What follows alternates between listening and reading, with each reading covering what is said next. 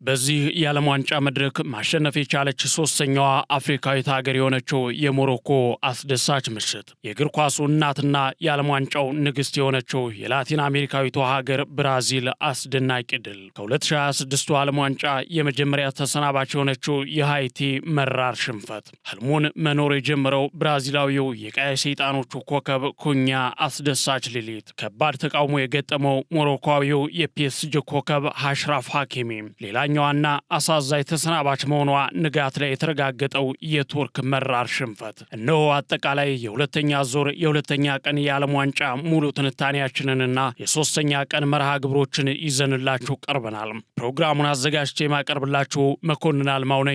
አብራችሁን ቆዩ።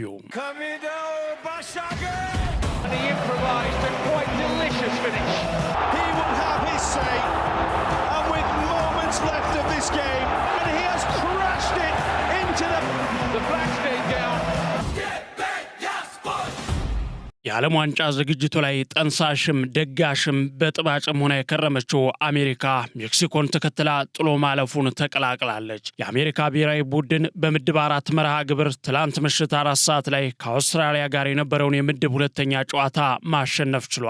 በአሜሪካ 2-0 ድል አድራጊነት የተጠናቀቀው ይህ ጨዋታ ከጅማሮ እስከ ፍጻሜው ድረስ በከፍተኛ ፍጥነትና ፉክክር የተጓዘ ሲሆን ውጤቱም አሜሪካውያንን በመሪነት ጥሎ ማለፉን የተቀላቀሉበት ሆነዋል።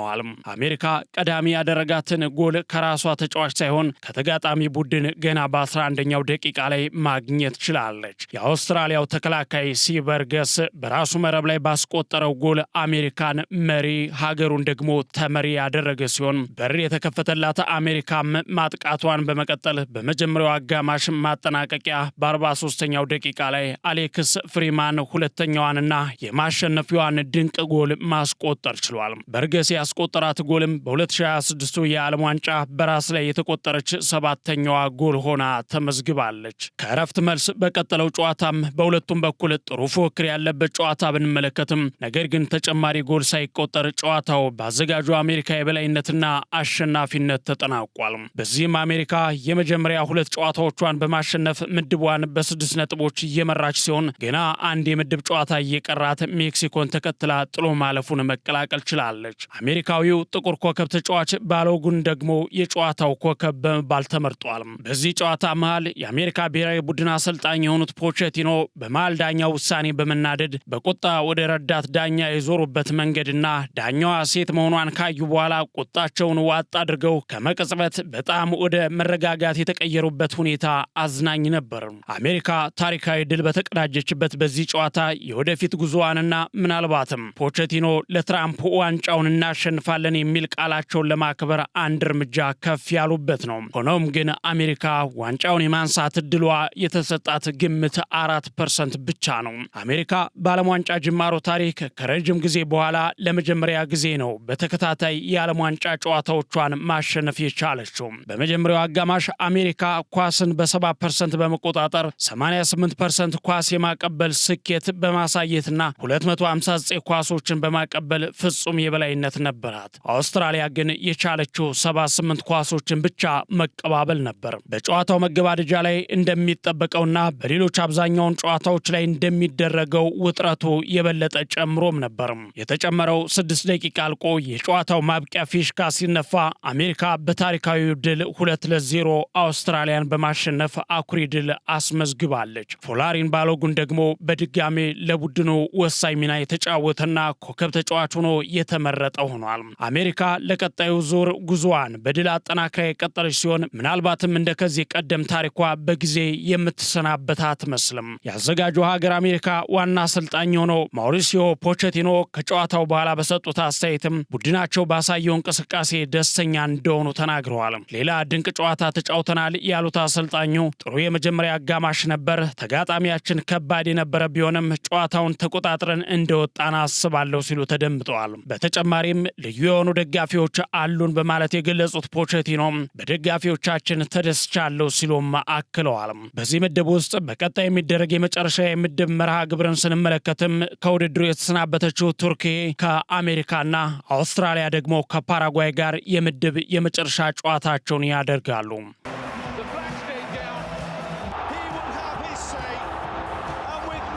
moments left of this game. Blackstone down.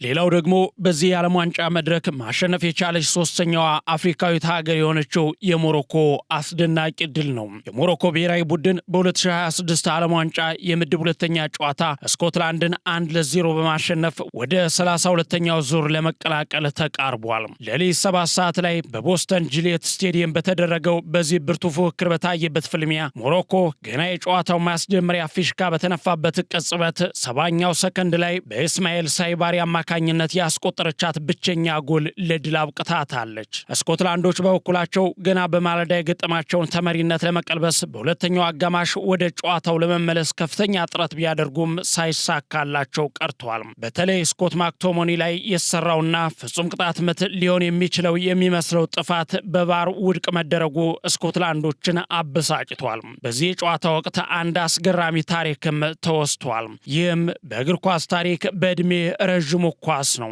እንደ ኃይለኛ ፍቅር ከአብዛኞች ልብ ውስጥ በክብር ተቀምጦ በአይን እይታ በእግር ጨዋታ የላቀ ደስታን የሚያጎናጽፈው ይህ ኳስ የሚሉት ትንግርታዊ ስሪት በታሪክ ስፍራ ላይም አስደናቂ ወግ አለው።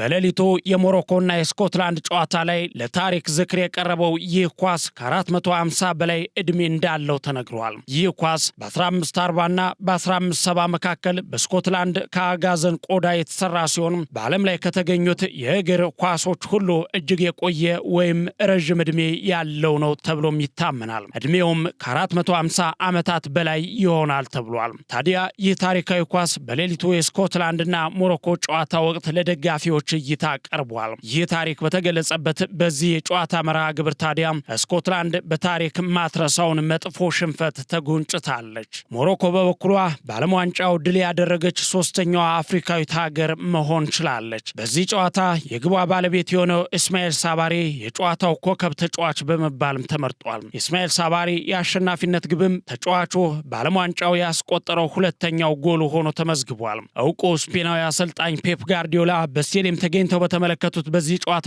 የስኮትላንድ ደጋፊዎች አሽራፍ ሀኪሚ ኳስ ሲይዝ የተቃውሞ ድምፅ ሲያሰሙ ተስተውሏል። የ26 ዓመቱ የፒኤስጂና የሞሮኮ ዓለም አቀፍ እግር ኳስ ተጫዋች በ2023 በፓሪስ በሚገኘው ቤቱ አንዲት ወጣት ሴትን አስገድዶ በመድፈር ወንጀል መከሰሱ ይታወቃል። ይህ ጉዳይም በትላንትናው ዕለት አዳዲስ መረጃዎችን ሲያስመለክተን የነበረ ሲሆን አሽራፍ ምርመራው ከቀጠለና ከተረጋገጠ እስከ 15 ዓመት እስራት ሊቀጣ ይችላል ተብሎ በተጠረጠረበት በዚህ ጉዳይ በይፋ የወንጀል ፍርድ ቤት ክስ እንደቀረበበት ታውቋል።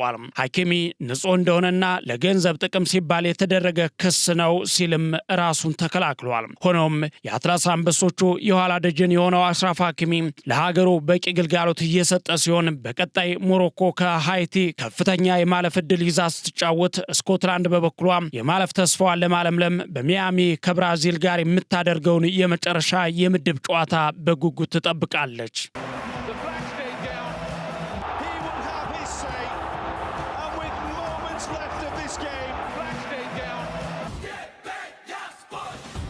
ሌላው ደግሞ የእግር ኳስ እናትና የዓለም ዋንጫው ንግሥት የሆነችው የብራዚል አስደሳች ድል ነው። በ2026 ዓለም ዋንጫ የምድብ 3 ፍጥጫ ሌሊት 9:30 ላይ ብራዚል ሄይቲን 3-0 በሆነ ውጤት ድል አድርጋታለች። በሊንከን ፋይናንሻል ፊልድ በተደረገው በዚህ ጨዋታ ማቴዎስ ኩኛ በ23ኛውና በ36ኛው ደቂቃ ላይ 2 ጎሎችን በማስቆጠር ብራዚልን ቀዳሚ አድርጓል። በ2022 የኳታር ዓለም ዋንጫ ሀገሩ ብራዚልን ወክሎ እንዲፋለም አጥብቆ ቢፈልግም ነገር ግን ሳይጠራ በመቅረቱ ስቅስቅ ብሎ ያለቀሰው የቀይ ሰይጣኖቹ የፊት መስመር ኮከብ ማቴዎስ ኩኛ አሁን ግን ህልሙን መኖር የጀመረ ይመስላል። ዛሬ በሌሊቱ ፍልሚያ በ2026 ዓለም ዋንጫ ሁለተኛ የምድብ ጨዋታ ቋሚ ተሰላፊ በመሆንና 2 ጎሎችን በማስቆጠር የዘገየ የመሰለ ህልሙን ማጣጣም ጀምሯል። የመጀመሪያው አጋማሽ ሊጠናቀቅ ጥቂት ሰከንዶች ሲቀሩት እንዲሁ ሌላኛው ጥቁር ኮከብ ቪኒሺየስ ጁኒየር ለብራዚል ሶስተኛዋን ጎል በማከል ሞገሳቸውን ከፍ አድርጓል። ሄይቲ በሁለተኛው አጋማሽ የተጫዋቾች ቅያሪ በማድረግ ለማጥቃትና የመጀመሪያ ተሰናባች ላለመሆን ብትሞክርም የብራዚልን ጠንካራ መከላከል ግን መስበር አልቻለችም። ይህ ድል በመጀመሪያው የምድብ ጨዋታ ባልተጠበቀ መልኩ ነጥብ ለጣለው ለካርሎስ አንቸሎቲው ስብስብ ትልቅ መነቃቃትን የፈጠረም ሆኗል። የ5 ጊዜ የመድረኩ ሻምፒዮን ብራዚል ለ6ኛ የዋንጫ ክብር ለምታደርገው ጉዞ ቀጣይ ጨዋታዋን በሚያሚ ከስኮትላንድ ጋር የምታደርግ ይሆናል። የላቲን የላቲን አሜሪካዊቷ ሀገር ብራዚል የቀድሞ ከዋክብቶቿና የእግር ኳስ ወዳዶች ሁሉ የደስታ ምንጭ የነበሩት ሮናልዲኒዮ ጎቾና ታላቁ ሮናልዶ በስቴዲየም ተገኝተው በታደሙበት በዚህ የሌሊቱ ጨዋታ አልጋ ወራሻቸው ጥቁሩ ኮከብ ቪኒሺየስ ጁኒየር የጨዋታው ኮከብ በመባል ተመርጧል። በተጨማሪም ቪኒሺየስ ጁኒየር በዚህ የዓለም ዋንጫ ግብ በማስቆጠር ሮናልዲኒዮንና ካካን በልጦ መቀመጥ ችሏል። ቪኒሺየስ ጁኒየር አሁን በዓለም ዋንጫ ከሮናልዲኒዮና ካካ የበለጠ 3 ጎሎች አሉት። ሮናልዲኒዮ 2 ጎሎች፣ ካካ ደግሞ 1 ጎል ብቻ ነው በዓለም ዋንጫው ላይ ማስቆጠር የቻሉት። ከሌሊቱ ድል በኋላ ብራዚል በግብ ክፍያ ሞሮኮን በመብለጥ እኩል 4 ነጥብን ይዘው ምድቡን መምራት ጀምረዋል። ወደ ጥሎ ማለፉ ለማለፍ በቀጣይ የሚደረጉ የምድብ የመጨረሻ መርሃ ግብሮችም የሚጠበቁ ይሆናሉ። የሃይቲ ብሔራዊ ቡድን ከዓለም ዋንጫ የተሰናበተ ቀዳሚው ብሔራዊ ቡድን ሆኗል። በቀጣይ መርሃ ግብር ደግሞ ከሞሮኮ ጋር የሚፋለም ይሆናል። ሞሮኮ ይህንን ጨዋታ የምታሸንፍ ከሆነ በቀጥታ ጥሎ ማለፉን ወይም 36ቱን መቀላቀል ትችላለች። ሌላው ብራዚል ደግሞ ከስኮትላንድ ጋር የምትጫወት ይሆናል።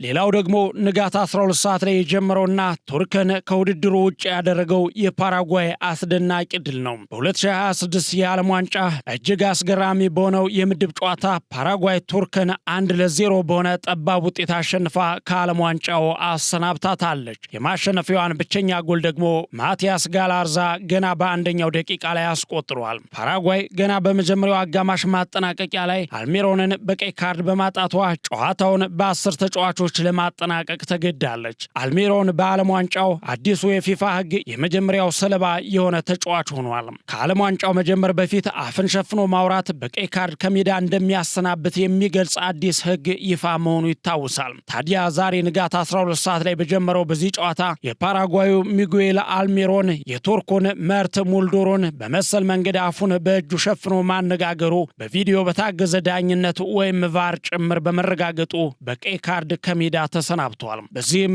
በ2026 የዓለም ዋንጫ እስካሁን ድረስ 6 ቀይ ካርዶች የተመዘዙ ሲሆን ይህ የንጋቱ ቀይ ካርድ ደግሞ 7ኛ ሆኖ ተመዝግቧል። ይህም በ2022 ኳታር ዓለም ዋንጫ ሙሉ ውድድር ከታየው 4 ቀይ ካርድ ካሁኑ የበለጠ ሆኗል። በዚህ መመዘኛ ቀይ ካርድ ተጫዋቿን ያጣችው ፓራጓይም የጨዋታ ብልጫ የተወሰደባት ሲሆን ቱርክ 79% የኳስ ቁጥጥር የበላይነት በመውሰድ 32 የጎል ሙከራዎችን ብታደርግም ነገር ግን የፓራጓይ አስደናቂ የመከላከል ጥበብ የቱርክን ኢላማዎች ሁሉ በማክሸፍ ድላቸውን አስጠብቆ ወጥተዋል። በሌቪስ ስቴዲየም የተመዘገበው ይህ ውጤት የቱርክን የዓለም ዋንጫ ጉዞ ሙሉ በሙሉ ሲያከስም የፓራጓይን ተስፋ ደግሞ በተቃራኒው አለምልሞታል። ጨዋታው ሲጠናቀቅም የቱርክ ተጫዋቾች በስቴዲየሙ ውስጥ እንባቸውን መቆጣጠር አቅቷቸው ሲያለቅሱ ታይተዋል። የ2026 ዓለም ዋንጫ ገና ካሁኑ 2 ሀገራትን ማለትም ቱርክንና ሃይቲን አሰናብቶ የሳታፊ ሀገራትን ቁጥር ከ48 ወደ 46 አውርዶታል።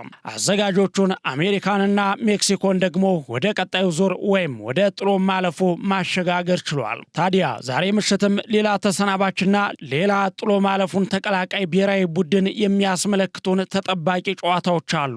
ዛሬ ምሽት ጀምሮ እስከ ነገ ጠዋት የሚደረጉ የዓለም ዋንጫ የምድብ ጨዋታዎችን ስንመለከት ምሽት 2 ሰዓት ኔዘርላንድ ከስዊድን፣ ሌሊት 5 ሰዓት ላይ ጀርመን ከአይቮሪ ኮስት እንዲሁም ሌሊት 9 ሰዓት ላይ ኢኳዶር ከኩራሳኦ፣ ነገ ንጋት 1 ሰዓት ላይ ደግሞ ቱኒዚያ ከጃፓን የሚጫወቱ ይሆናል። ውድ የገበያ ስፖርት ቤተሰቦቻችን እነሆ ከትላንት ምሽት ጀምሮ ሌሊትና ጠዋት ላይ የተደረጉ የሁለተኛ ዙር የሁለተኛ ቀን የዓለም ዋንጫ ጨዋታዎችን እንደዚህ ቃኘን። ደግሞ በአመሻሽ መርሃ ግብራችን በእነዚሁ ጨዋታዎችና ዛሬ በሚደረጉ ፍልሚያዎቹ ዙሪያ እንዲሁም ስለ ዓለም ዋንጫ በሜዳና ከሜዳ ውጭ ስላሉ ጉዳዮች፣ ስለ ዝውውር ትኩስ መረጃዎችም ጭምር ምሽት ላይ ይዘንላችሁ እስክንመለስ መልካም ቀን ተመኘንላችሁ። Kamido Bashaga! And he improvised a quite delicious finish.